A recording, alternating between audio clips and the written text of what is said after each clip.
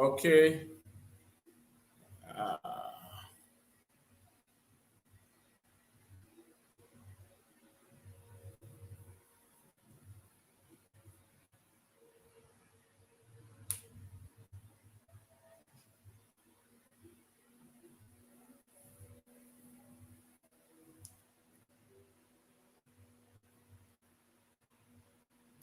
Okay. Good night. Good evening. Good night. Good morning. Good afternoon to those who are joining me from different parts of the world, different parts of the diaspora.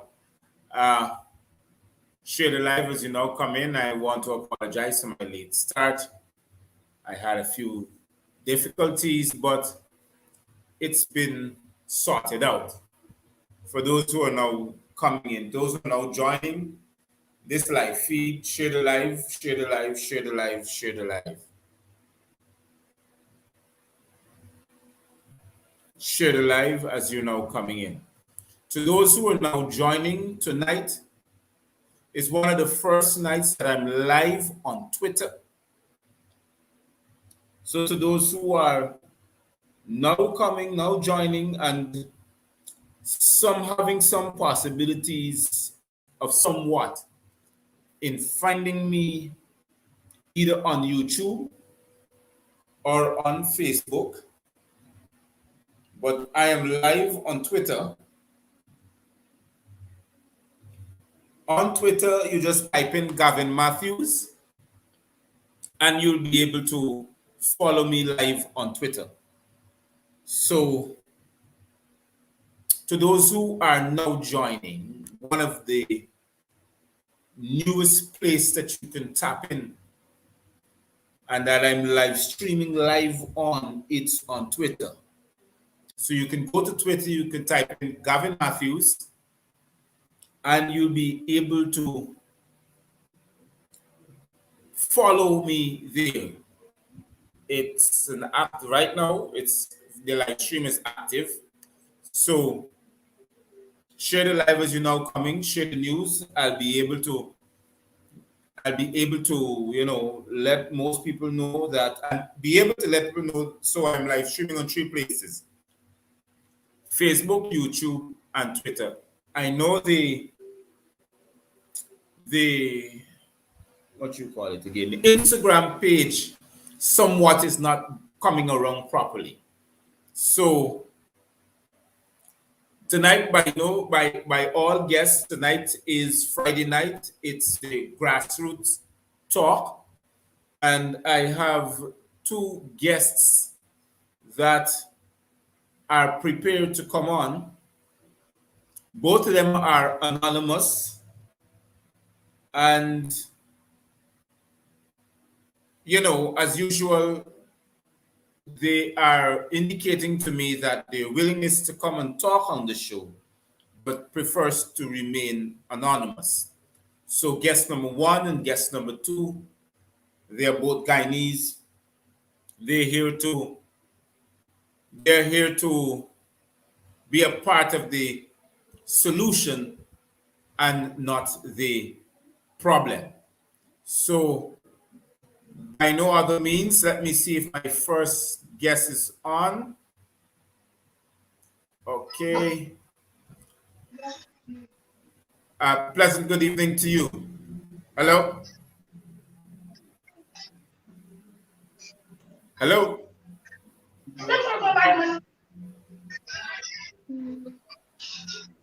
Yes, I think one of the guests is not on us yet. So let me.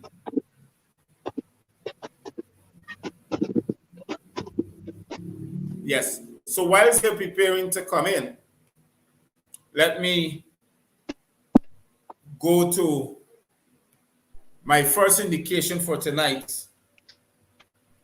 I want to spend the first 10 minutes talking about one of the few things that I have observed today. And okay. Yes. One of the few things that I have observed today, I want to talk on. And in 1961, we had a regional general election. That's before the independence of Guyana.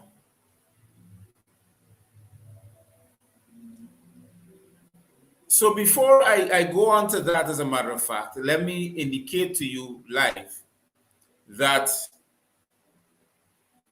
I know I didn't say good night to the diaspora and the Guyanese here. So good night to you all from Guyana to the diaspora. I know I can't get into much of things, but I started a bit late. And welcome to you all. Share the live as you know come in.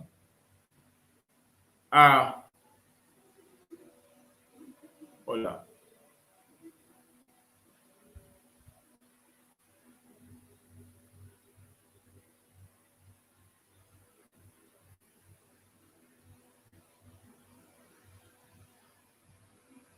Okay. The thing is that in 1961,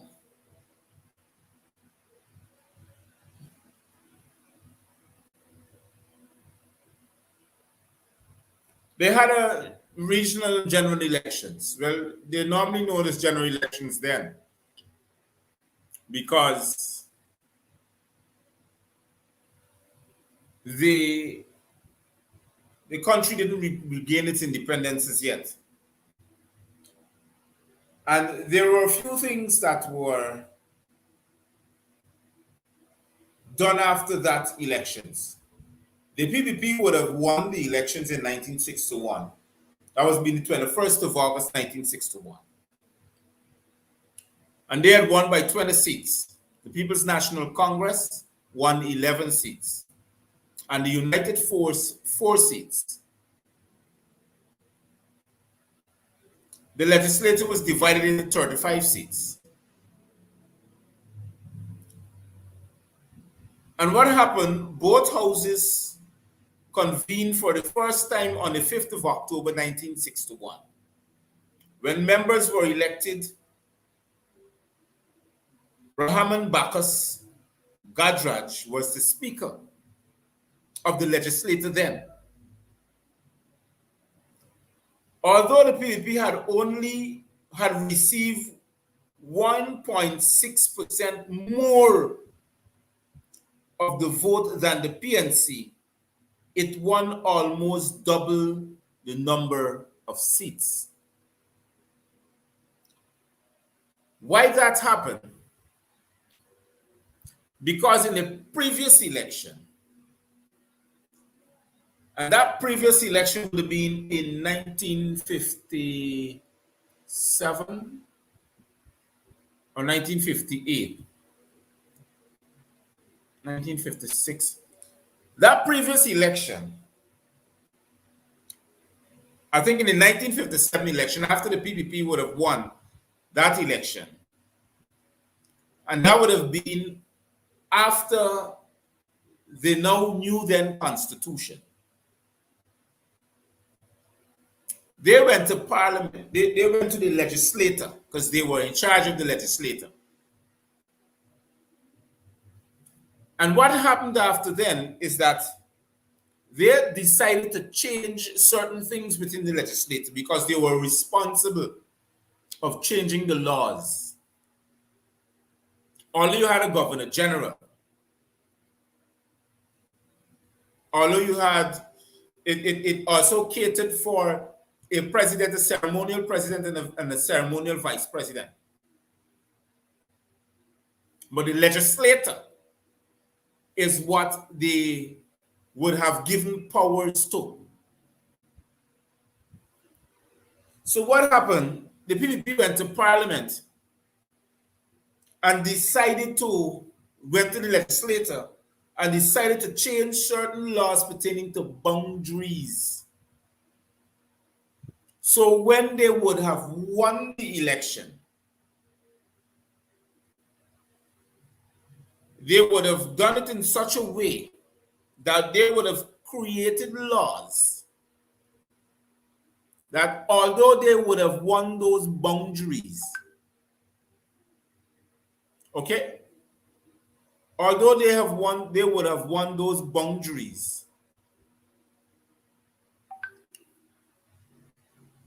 okay,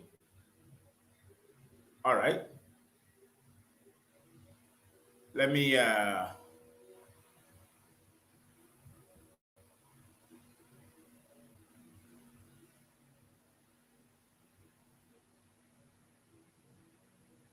although they would have won those boundaries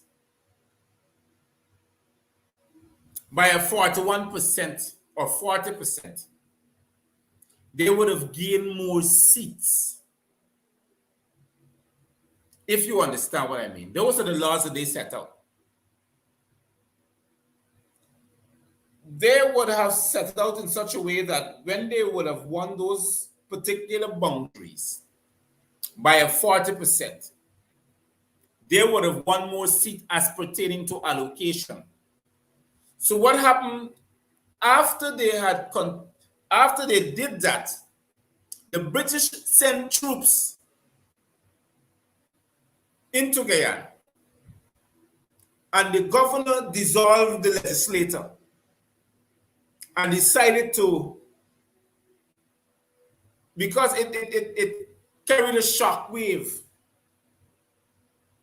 and a lot of people, the PNC and the other parties in question, okay, like the United Force, they would have contested this kind of electoral process that they would have wanted to do and changed up. So the governor decided to dissolve the legislature and to work on a new election, put the country under caretaker system. And decided to call another elections in 1961. So in 1961, the 21st of August, they had another elections after they would have had a caretaker government. And the PPP, according to the same legislator, would have won the elections again under the same rule. So what happened? The PNC and the United Force decided to protest greatly. They blocked the legislation in which the governor was coming to address the parliament. To prevent him, the police physically moved them. And they protested and came what you call an 80-day strike. Because then the PNC controlled more or less the working force of the country, which were then the Afro-Guyanese. Because they would have been in every sector in the public sector, where the PPPC main stronghold would have been in the Ghana Agricultural Workers Union, then we know them as cane cutters. But they, in their voting constituency, control at least 40% of the vote. But they set it in such a way that if you would have aroused yourself to that 40% margin, you would have been able to, hold on. You would just now answer some calls, but you will be able to win the national elections, because based upon the law that was set out, that voting law. So what happened? That strike crushed the entire country to its knees, right? And hold on. And what happened after then?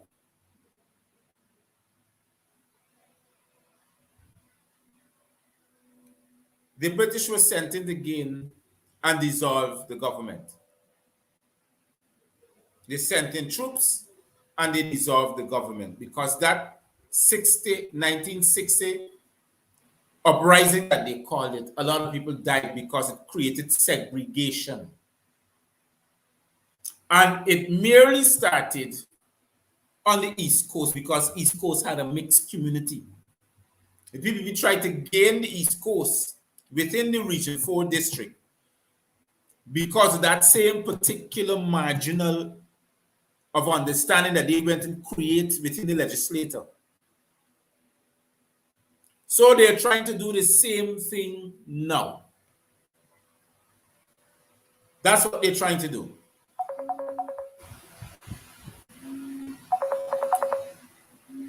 So, are you hearing me? Good night to you, sir. Good night, sir. Okay. Before I start, I know I'm going to let you know that your face can be shown to a bit. I don't know if you don't mind. I don't have a problem with that, sir. Okay, good. Now,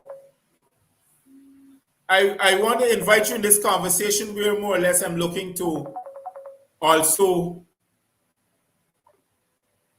let you proceed in letting me know what's on your mind as a Guyanese and what you would like to see happening in your country and the solutions that you may want to put forward. So my discussion tonight, before you start, is based upon the boundary setting in 1961 that caused the uprising. And they're trying to do it again, where Anil Nandalal is trying to make some, what you call, adjustment to the Constitution unconstitutionally. He's trying to seek to change certain things in ROPA, the Representation of the People's Act, so they can be able to win an election, even if they don't get the majority vote. That is what is going on presently in our country.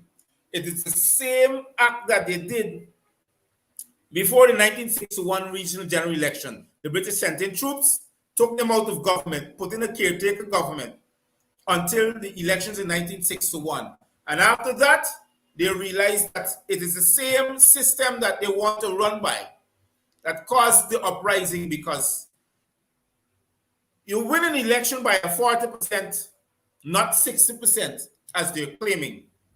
And yet, but because of majority of the laws that they set out in allocations of seats within the particular areas that has more seats in a less populated area, like how the US have it. Like the US have it in certain states, they have 25 and 26 electoral votes. When you check the population, it's very small. And the populations with the largest population, the states with the largest have small electoral votes, if you get my point. Right. You understand? So they're trying to do that here. They're copying the Republican system. They're trying to oppress the votes in this country. So what you're having now, Anil Nandalal, and I call people name, is trying to set the same precedent in Guyana, where more seats may or could be awarded into areas that has lesser population according to the constituency of the PPP, because they know that they cannot win an election based upon proportional representation, because they can't have any local government election anymore, because they know the largest proportional representation goes to the APNU AFC, especially in the district region number 4. So they want to divide region 4 or district number 4 into 4 groups, divide Georgetown into 2, and divide the district and region 4, East Coast get 1, East Bank get 1. So you have 4 returning officers are answerable to a central returning officer. That's what they're trying to do. And they're going to divide up according to seats. So even if they win region 4 based upon a majority of votes, they can still win it by what we call allocations of seats and not proportional representation. If you understand what I mean. I get you, sir. Okay, I've got a very good night to you, to my friend. And to all those who are looking, this is one of the persons that I would have invited to this grassroots talks. So I'm going to invite you to let me know what's on your mind, and others in the diaspora, so we can see how best we can have this conversation in which we agree to disagree and agree to agree. Go ahead. Yes, good night, sir, and thank you for having me on your program. Go ahead. Well, as a concerned Guyanese who is a part of the diaspora, I think we, at this time, in the junction of our history, we need to unite as a people. The PPP, what they are doing basically today, they are just copying Burnham's political ideologies in yesteryears. The word demography is a very key word in what is happening right now. They know that region number 4 is PNCR stronghold. So basically, to start a campaign within PNC stronghold, they are trying to create a lot of segregated societies, in that they are segregating the Afro from the East Indians in terms of their powers, and also in terms of their wealth. So as a concerned Guyanese, we should not allow such an unconstitutional act to pass, because it's more into segregating the society, and we don't need a segregated society. We need our country is a diversified country, so we need our people to unite, to go forward as one people, one nation, one destiny. That is a part of the motto. So my argument is against a divided people. Okay. I understand what you're saying too. And that's one of the basic things I was now about to get to speak on. Because I would have found that within a certain particular time in history, it was the same thing. Because we found out that laws, right, would have been crafted in such a way. It was to divide the populace. That's what caused the 1960 uprising. And you find we got this term in the uprising that says black against Coolie, Coolie against black. All right. And a whole heap of other things went on there. I mean, I wasn't alive then, but it is the story of my country that I'm reading. You understand? These are events that was past.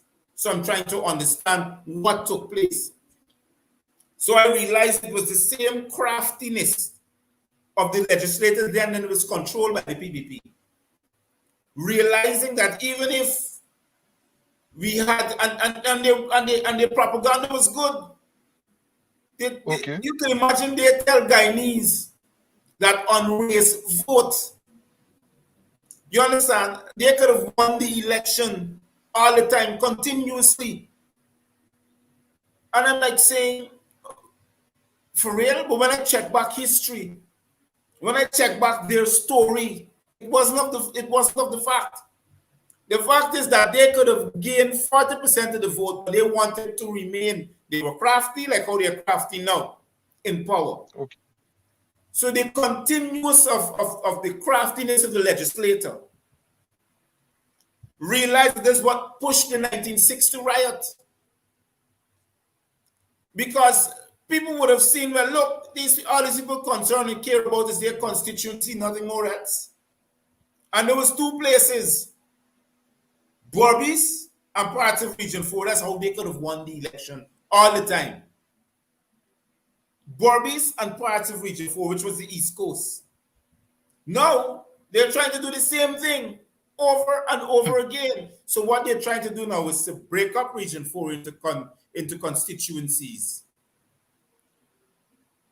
and try to release the proportional representation of what the law says now. Right. So when Forbes Burnham came into place Okay. after 1960, because what happened after then, the British came in again, dissolved the legislature. You had a caretaker system. You had an election. Forbes Burnham came into power when he joined up with the United Force. And that's how come he came into power as prime minister then, and as a premier before independence. And after independence he would have gained independence. Then they started to change the law into proportional representation because they realized that even although you had a system where an electoral system was run under, the PPP will keep going back into power again because that law was basically crafted for their constituency only, so that they can keep on winning that election. You understand? So all this information that you see that I'm talking, it's new. It's new to me, yes, but it's right there. It's in the archive, and you know they will put it over. That all the rigging took place and all this. Fine, they can put it how you want it. I can still read between the lines. I can still understand why you had a strike that took place that lasted 80 days, and after that you had a riot, and after that you had civil unrest and people died. And there was this big thing against Cooley and Black and who he murdering who and all sorts of things. So the PPP, after 23 years of governance, realized that they cannot change up the proportional representation. So in order to do that, they can't hold local government election.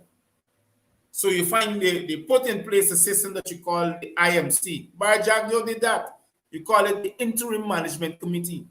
Because to hold local government election, they cannot control the local governing bodies. They cannot. Certain contracts can't pass. Certain things cannot do because you have to control the local elected officials within those areas. So let me give you some time to go ahead and let me know what more else is on your mind. Go ahead. This is your time. Thank you very much. No, as you rightly said that a society that is divided cannot prosper the way that the country needs to prosper. You know, we cannot understand after 50 something years of being an independent nation why our nation hasn't been developed as a developed nation, why we still have to be accepting mediocrities as, you know, as Guyanese. And we have find that the solutions for these problems are within our broken political structure. Our political structure encourages segregation because over the years we have two major parties that are competing for the general election, and whoever goes into power with animosity.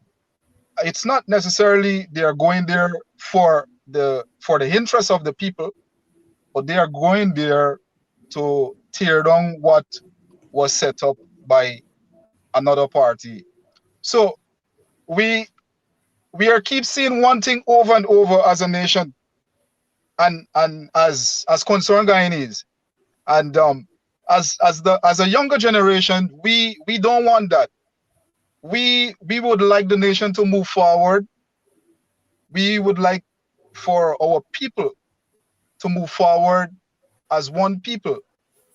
So we are kindly asking that these broken political structures must be eradicated, and we know that the political structures are built on racism, because that's what we have been accustomed to. That's what we have learned, that when you are born into an Afro family, you are basically being tagged to the PNCR party, when you are born into an Indo family, you're basically tagged to the PPP's party.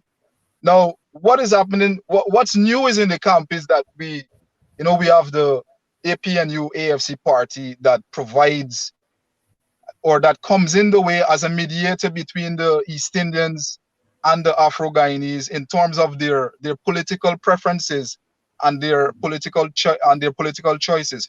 So that's as the new generation, as the generation of young people, that is what we need. We need our people to unite, because once they keep creating segregated societies, our country will always fall.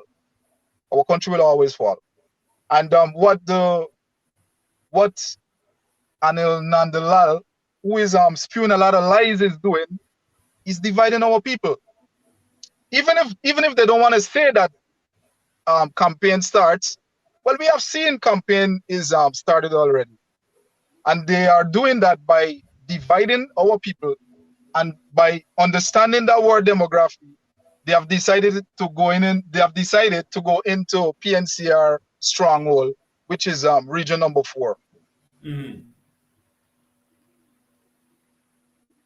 But not only would must I see it like that, if I may add, is that Correct. they know the willingness to change it up and to drive it back to where it was, racially divided. Exactly. That is what they're trying to do. So remember, before the election, they were trying to create unrest and what you call, how should I put it over? They were trying to divide the country between the two races. After this election came, they wanted, because they realized there wasn't much things to grasp on, because they don't have an electorate anymore. They don't have a constituency to win an election anymore, as they so largely claimed before that, because the evidence is clear. Mr. Lowenfield and everybody else help us to know that. In that investigation before the declaration, the Guyana Police Force helped us to understand in that investigation how many persons that they claimed voted were out of this country and never voted. Wow. The Guyana Registrar Office helped us to know in that investigation how many dead people voted. And the recount shows us that how many persons that they claim voted on the East Coast, again, which they claim as their stronghold, that never voted, because you found 47 ballot boxes with over 15,000 votes. When you add that to what they have now with their 1 seat majority, that means that they lost the elections by over 25,000 votes, which is 5 seats. So you can imagine how many years now they've been rigging the election based upon the same voters list all the time. You understand what I mean? I mean, I'm not a politician, but it tells me where I stand, because although the recount is unconstitutional, it happened. You understand? And if didn't happen, Guyana didn't know about 47 ballot boxes. Guyana didn't know about over 15,000 ballots that came out to the, I call it, come out to the headquarters of the PPP by Freedom House. We didn't know that. And no government is going to rig an election in favor of their opposition. No government. You either got to be smoking drugs, you either got to be clinically sick, or then you're not human. Because they ain't got no sane person to tell me that I don't rig an election for the opposition to win it. In favor for the opposition to win. I mean, I understand that we got somebody give up the whole government so they can install them. I can understand that. Fine. But you're going to rig an election too? Well, by the way, I can't really say neither, because in Guyana, all kind of things has happened. Go ahead, though. Go ahead. Go ahead. You can carry away on your topics. No problem.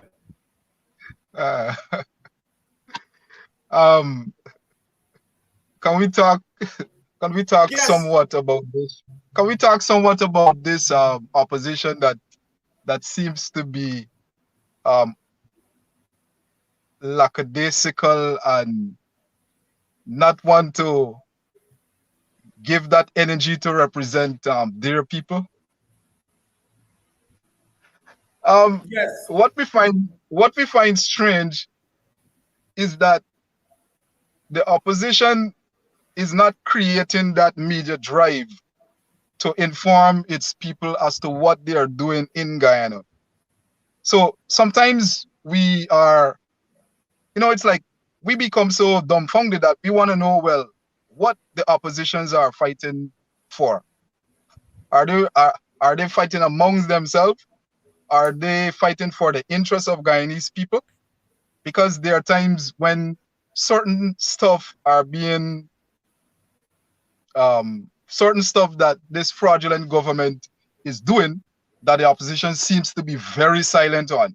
And as the younger generation, so to speak, we want the opposition to come forward and say that they condemn what this fraudulent government is doing in terms of segregating the society. Because at the end of the day, in the next 10 years to come, or yes, in the next decades to come, these politicians, maybe some of them wouldn't be there anymore.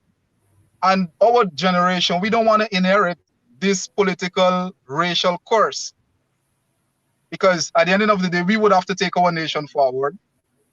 And we need an opposition that can be very energetic and also fight for the cause and the interests of the people that have been representing the opposition.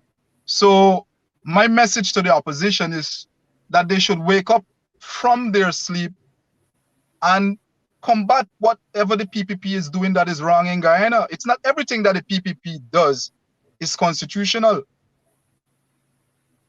And sometimes they use the constitution for us as Guyanese to think that it is the law, when it is not the law. It is something that somebody comes up and they're going to use the Constitution of Guyana to get around what they want to get around.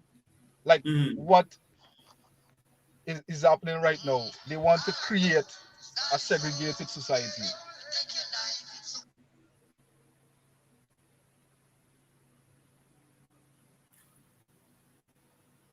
Are you hearing me? Because I think I lost you a bit there. Yes, I'm hearing you, sir. Oh, okay. Because you kind of faded out there in your last response. So I was trying to find out. I was trying to just realize if you're hearing me. Yes, I'm hearing you, sir. To have this conversation with you, I would like to differ a bit. Because this show, you can agree to agree and agree to disagree, but once at the end of it, we are part of a solution that is willing to bring about change. Correct.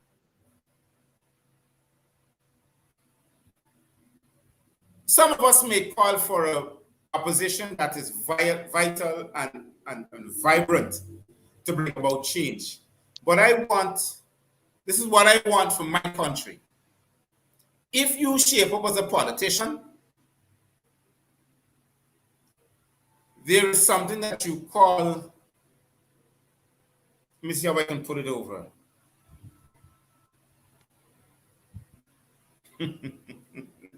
Yeah, sorry about that. Let me see how I can put it over. Okay. I expect you to bring your preferences and your choices and your vision to the table, but I expect you to fight for the cause. I expect you to be locked up, because no matter which government in place, friend, politically they're going to try to quiet their political opponents. I expect you to go the extra mile. You know why? Because I don't want you to sit down there and when the pen do pushes to be written on that piece of paper, you're backing up because you got to study how you can eat tomorrow. You got to study if you can get some money, if you can keep getting a salary. No, I don't want you to study on those things. Because your job as a politician is to be a public servant. You understand what I mean, Skipper? So Right. I'm following you. when these times do turn up, I expect you to say to me, well, okay, all right, I am going to be the one who stands up to defend the rights of the people as leader of the party and as an expected president. I want you to operate like that. They ain't got no equal playing field for a politician. They ain't got no softness. Right. You can't expect a bed of roses. No, your duty is to fight and die for the people and the cause. That is your duty. Me want to hear nothing more else. So we don't have that today. We got people who are going to stand up. Don't tell me that you're going to stand up for the rights of the people. And when you in opposition, or sometimes when you in as the governing party and the opposition member roll up, got more money, more, they say, here, I got $1 million US. I want you put a no confident vote so we could tear down the country. $1 million US, 200 million. Because you never see it before, you're going to collect it and put the lives of Guyanese in jeopardy. And then smile and giggle at me and tell me that everything is okay. How can I trust you after then? So we may differ on it. I want the right politicians, yes, but I want the new breed. Even if you want to put me in the category, it must be like me, because me and that one, you know. Friend, let me tell you something. Let me show you that this is politics. I'm going to use Bar Jagdio because I always use him. When Granger has attained the seat of presidency, you know the first thing he was supposed to do? Make Bar Jagdio a living example for the disappearance and the murders of Guyanese that were under his watch. Make him a living example. You get my point? Right. Good. So you see what's coming from now? Exactly. Now, I'm not saying that you must think like me. I'm saying that I want what you want.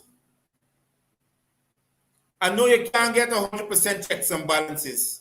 Somebody can thief, somebody can get with murder. All kinds of things are going to happen. But when you got things like this that are expanding itself, like the derailment of our constitution, to accept and look at what you may call Order 60 that is unconstitutional, taking away the will and the rights of the people. We want an opposition that is willing to stand up against such.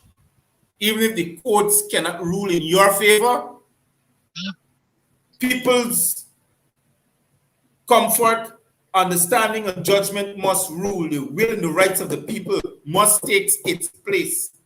Nothing more else. Even if the courts can't stand up, you, the opposition, got to stand up. Me want to hear who frightened for go to jail, friend. You hear me? Me want to hear them. So, I understand what you're saying, but I want you to also expound upon what your understanding is so we can be able to understand what your portion of reasoning in this particular area. I don't want to cover it off, but just to expand your reasoning, right? So go ahead whilst we invite our next guest. Good night to you, sir. In addition... Hold on. Good night to you, sir. You hearing me? To my next guest. Hi, good night, Gavin. Good night to you. Good night, sir. Our discussion just now to my other friend in the diaspora. Our discussion really is based upon right now, it's what we are looking at pertaining to the new political era that we want as not only as a people in Guyana, but in the diaspora. So whilst you could add in your own say and then bring up a topic where you're comfortable in. So let us before I add you into the before I ask you to continue and introduce yourself, let me have my first guest, which is guest number one, to finish off his reasoning. Go ahead. Yes, in addition to in addition to what I said before, or to what I would have established, I totally agree with you that the opposition must fight for the cause of the people. Mm-hmm. And this must be the trend of all times. Okay. Okay. All right. Let's look at what is happening. Even before this fraudulent government was installed, they said that they will prosecute members from the opposition camp. With them being installed, we saw that they prosecuted a lot of members from the opposition camp.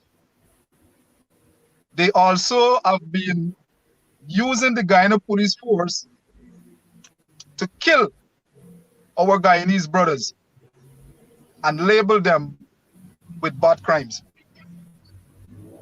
They would have also taken jobs from our Afro brothers and sisters who would have been a part of this opposition team.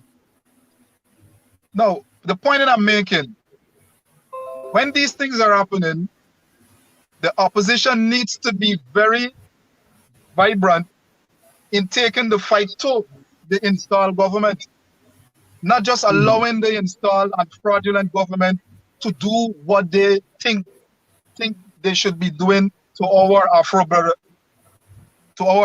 and sisters. So at this time, our Afro brothers and sisters would have seen clearly that there's a no confidence motion within the opposition. Just because they aren't fighting for the cause of our people. Okay. Let's see if we can ask guest number two to add what his take is on. So are you hearing me, sir? Yeah, yes.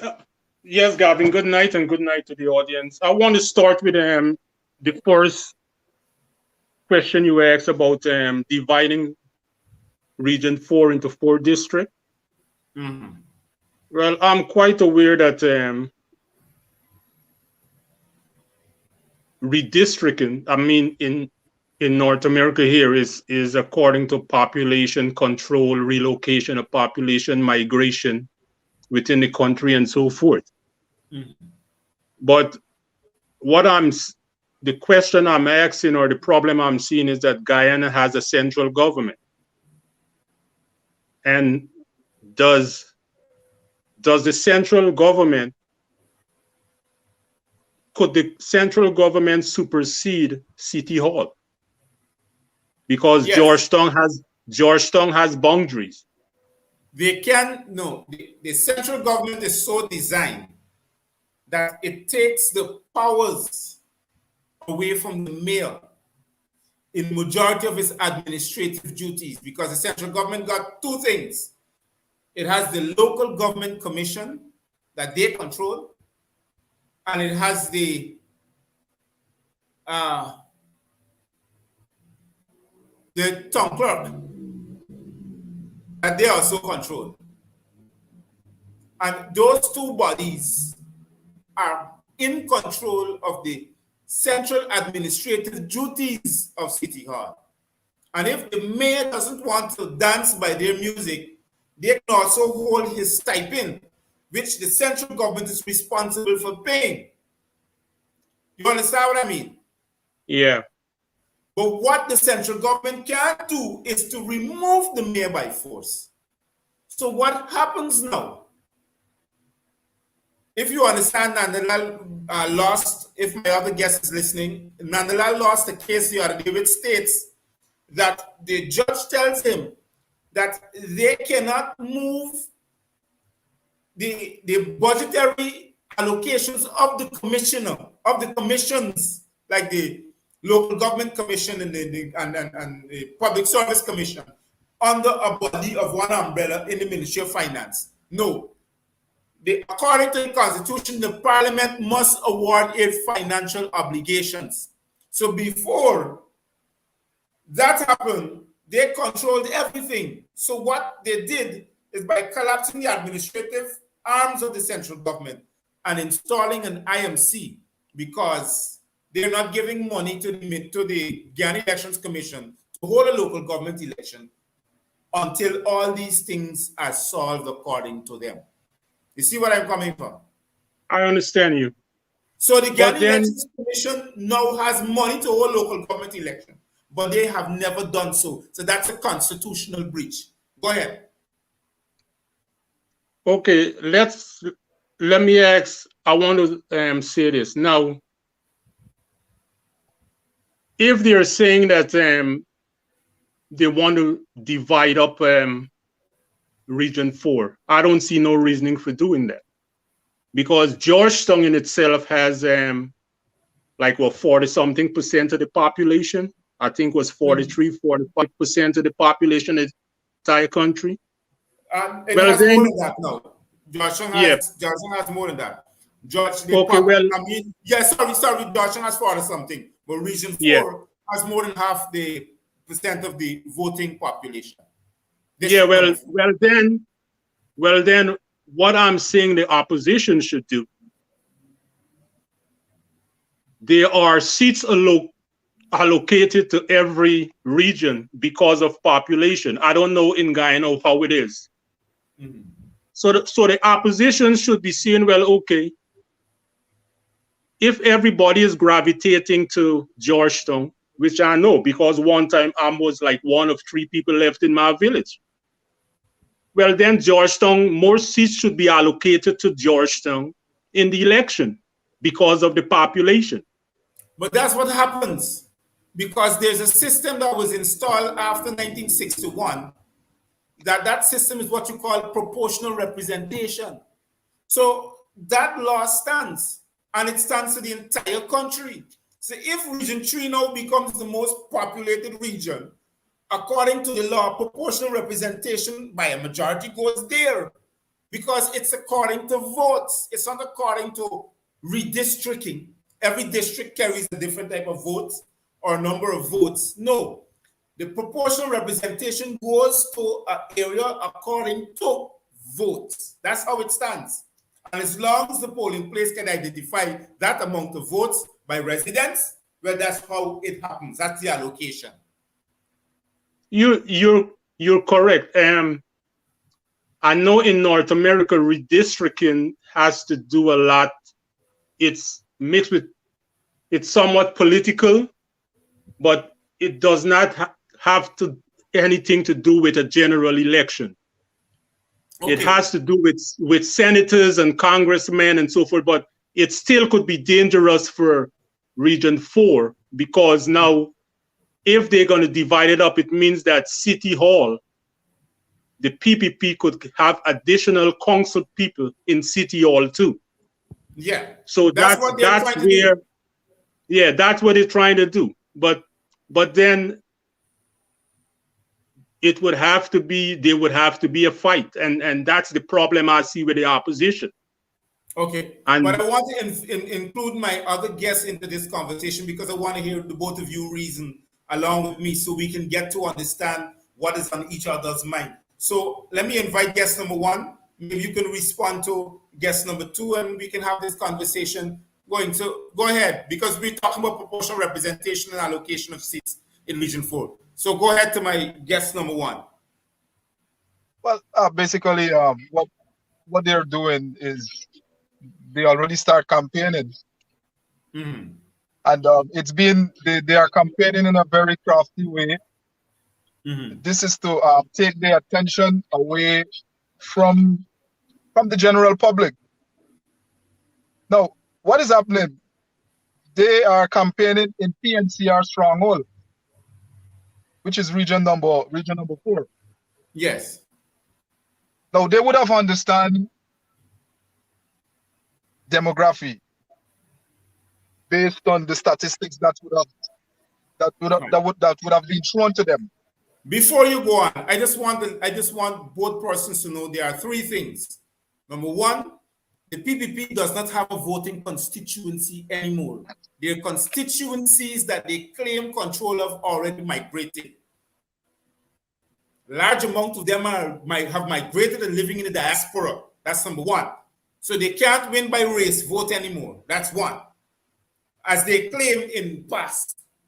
Number two, what is going on now with this division of Region 4 is that in the laws, that's how they lost the elections petition in 2004, when the same thing says, according to the Representation of the People's Act, you cannot modify that law unless it corresponds with the articles in that law. That's why she struck out the identification of voters. In 2004, she called the elections unconstitutional and they must have another election. And it was actually the 5 years already extended. That's number two. Number three, they're trying to do the same thing. Have a study case of the Representation of the People's Act, which is ROPA. Go to Parliament, try to pass it with a one-seat majority. So in case they can't challenge that, and this is, here's the amazing thing. You can't challenge that. You could only challenge that after the elections happen. A declaration is swearing of a president, and you challenge it via what you call an elections petition. So in case that is ruled null and void, 5 years already passed. In the meantime, they study about another strategy, how to remain in office all the time unconstitutional. So you understand what I mean, both parties? Yeah, right, I get you, sir. Yeah, so go ahead. Rock away. I want this conversation sweet to rock. Let us have guest number two respond to you, and maybe you can add in some more. Go ahead, my friend. Okay, the problem I have with the opposition, I mean, I came from Guyana recently, and I go there particularly like once a year, sometimes once every 18 months. And I am from Region 6. And I know for a fact, Region 6 does not have that voting bloc that reported by the PPP at elections. And what I was told, the PPP is 10 steps ahead of PNC, of the coalition. Their think tank is 10 steps ahead. The PPP has black operatives in every black community. Takes a poll quarterly, I was told, of everybody who died, everybody who migrate. And this is the most important one. They know who the vulnerable are, who they could easily sway by bribery to vote and everything like that. And to me, that's very disturbing. That the PNC cannot counter I'm saying the PNC, the coalition seems not to have expertise how to deal with PPP rigging elections. And that's a problem going forward. I'm looking at how would they correct their tardiness. So I don't know where it would be going, but I'm looking at this Congress coming up and see what would be their manifesto going forward for the next election. I'm very optimistic, but I have to reserve 70% right now for disappointment because of what I'm seeing going on within the opposition. Thank you. Okay. You want to respond to that? Respond to what he said just now? Guess number one. I mean, do you see it in that way that they're 10 steps ahead? They're much more well informed than most of us. Do you see it that way? In all, yeah, in all honesty, I don't think that they are 10 step uh, away from the opposition. What the opposition seeks not to do is to create that media that it needs to create for the people of Guyana. I'm not talking for their supporters. I'm talking about the people of Guyana. What the PPP is doing very cleverly is that they are using their media to convey those propagandas to Guyana. I'm not talking about their supporters. I'm talking about Guyanese people. They want us to see that they are a better people than the opposition, and that's not right. So what the opposition needs to do right now is to create that media so the Guyanese population can be informed as to what they are doing to combat any discrepancies coming from the PPP camp. Okay, so you're basically saying that they're knowledgeable of the fact of what is happening, what the PPP is doing. Yeah. Right. The opposition knows what the installed government is doing, but they seek not to fight back with the energy that is needed to convey messages to the general population. Okay. Now they are aware that the opposition is aware that persons who weren't in Guyana voted, persons who died 10 years ago voted. They are aware of that. Okay. Understood. You want to add to that, my friend? Oh, the problem I'm seeing with that is this: the coalition, right? You cannot have a rule, an authoritarian rule, a dictatorship rule, I would say, because I don't have to be politically correct, because I'm not affiliated to any political party. And when you have that situation, and then you're going to exile, I would say, the staunch party supporters who knows how to campaign, who knows how to scrutinize, and who knows everything about ballot boxes and so forth. You cannot push them away and then have inexperienced people working at election time. And I said that earlier on another show, that I spoke to a lot of ex-military men, ex-politicians who were within the system here in North America, and all of them said the same thing. And I'm going to say it plain. They said, Harmon, his status at the president, working at the president office, changed the entire culture, because everything, he has overriding powers with all the other ministers. Everything go through him before it reaches the president. I mean, that's what I was told. And anybody he doesn't like, he pushes them away. Because I was told a lot of people who went back home to work with the administration to do the said work had to come back to North America. Why? It's not right. So what you have there now, those 49 boxes that were stolen at East Coast and all that went on in quarantine, If you had the right people in place, it would not have happened. Okay? But you select the vulnerable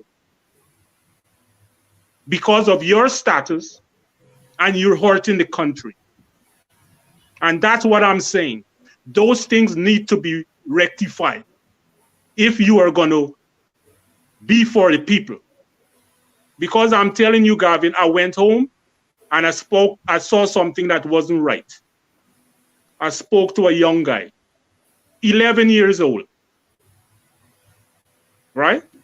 11 years old. This guy, he's climbing coconut trees, cutting down branches to make broom to sell.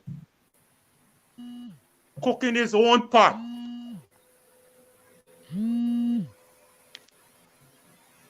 Hello? Yes, I'm hearing you. Yeah, he's cooking his own food to go to school. Okay, I spoke to him because I saw something going on. And when he told me this, what you gonna do? Where is the help for the poor people? Okay, the coalition went in there. Now I'm hearing about the outer circle and then an inner circle. The people who voted for you, you chose not to do anything for them. And then when it's election time come, you're gonna throw a bone? Oh, we're back. Look what happened with the teachers' strike. A leader cannot call everything is happening vice versa. We have the president calling the heads and have a discussion, then appointing a representative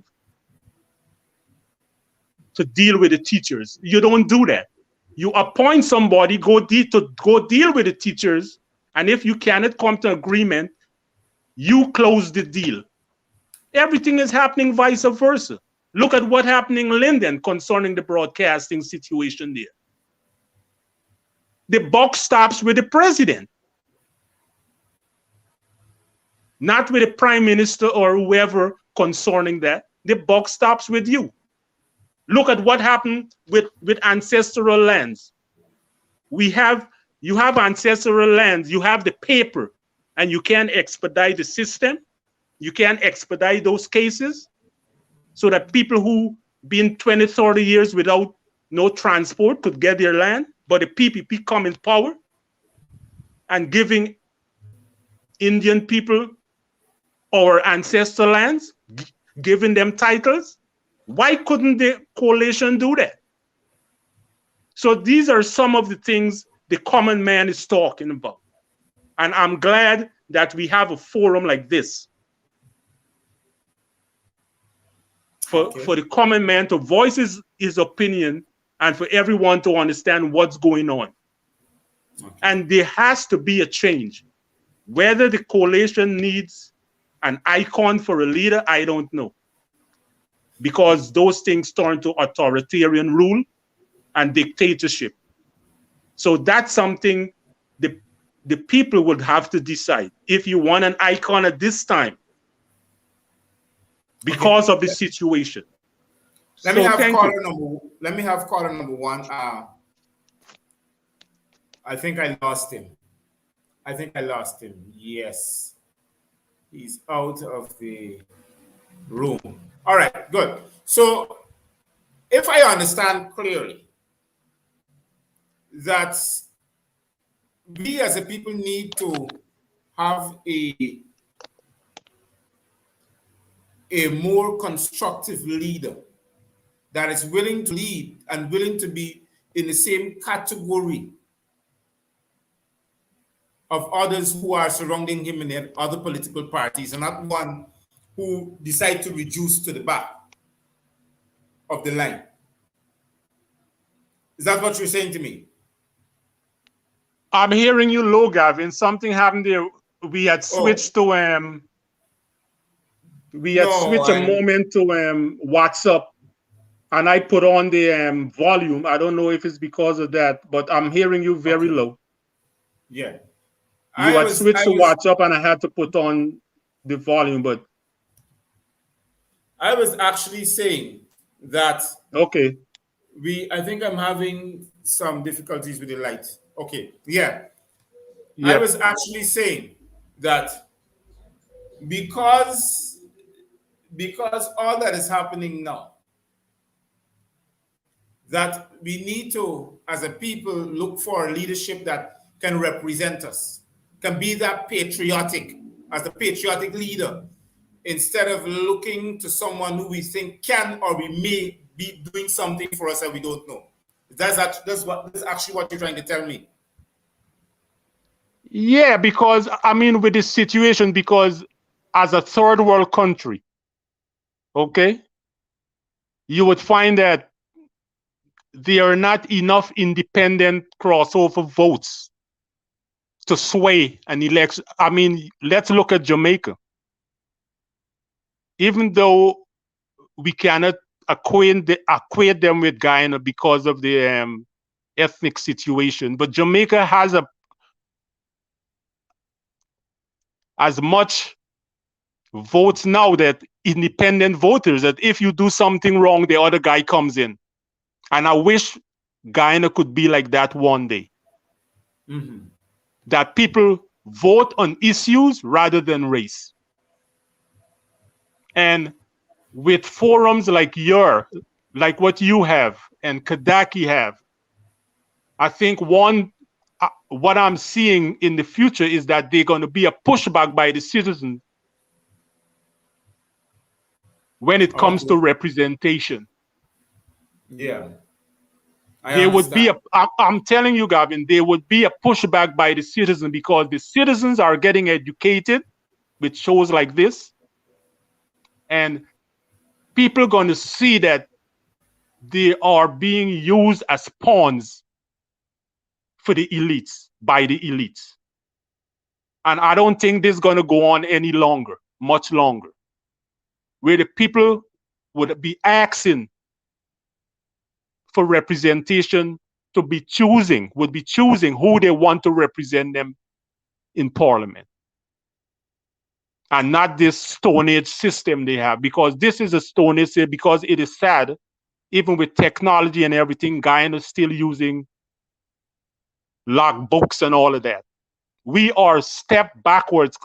Look all the Caribbean countries compared to Guyana. We are way back.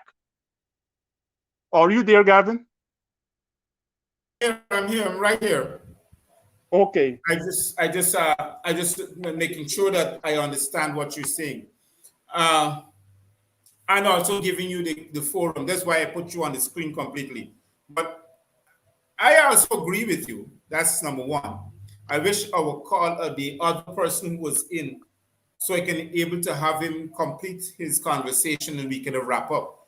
But as in closing, I want to say this to you. I want to ask you this question. Maybe you can close also to whilst asking the question.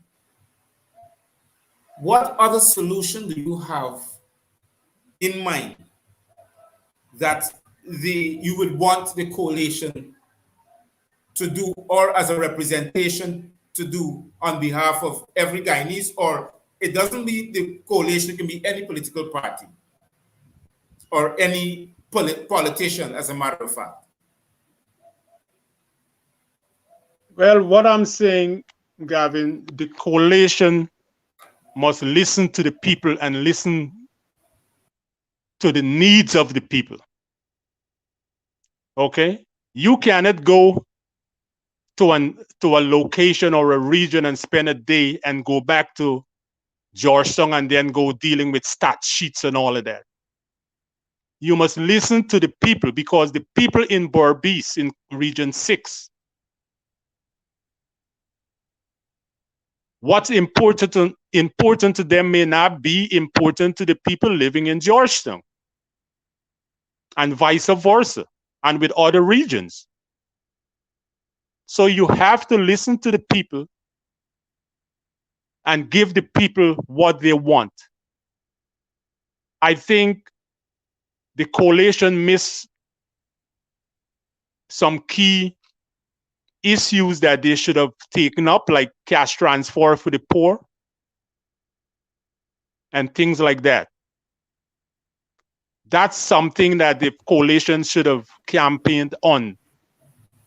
Cash transfer for the poor.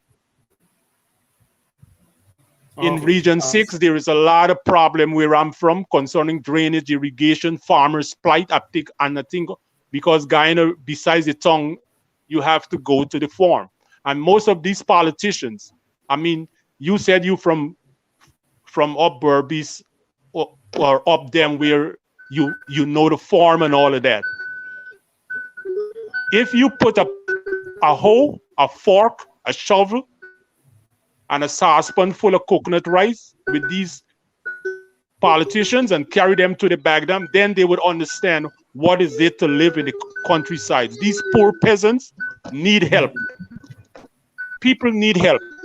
Just like in the mining sector, the fishing sector, people need assistance. And with all this money coming, we yet to see a penny. We are yet to see anything from that oil money.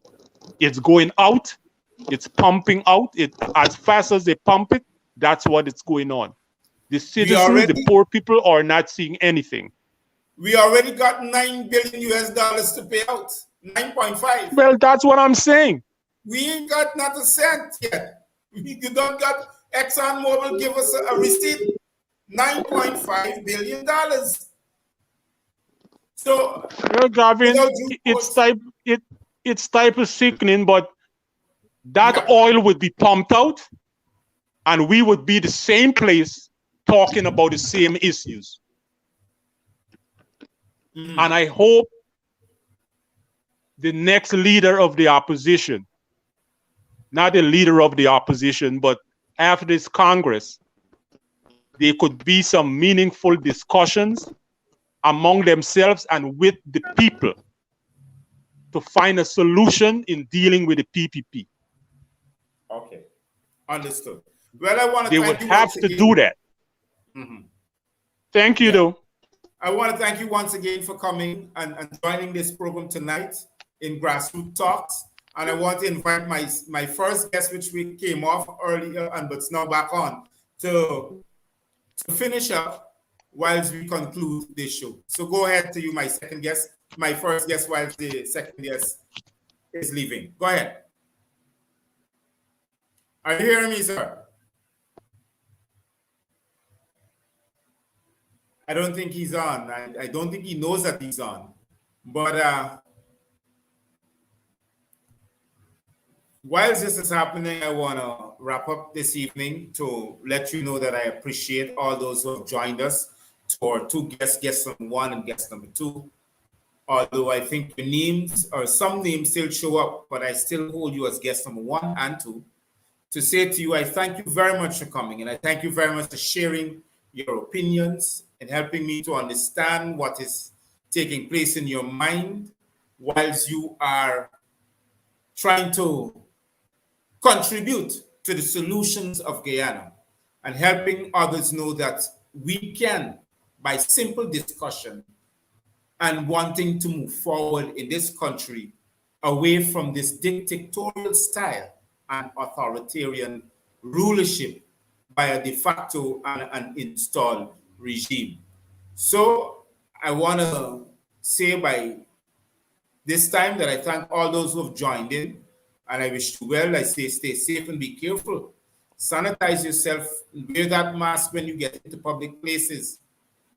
Don't forget the little ones, but do remember to participate in our referendum and contribute to the process of the referendum through the GoFundMe that I have up on the Gavin Matthews Show page.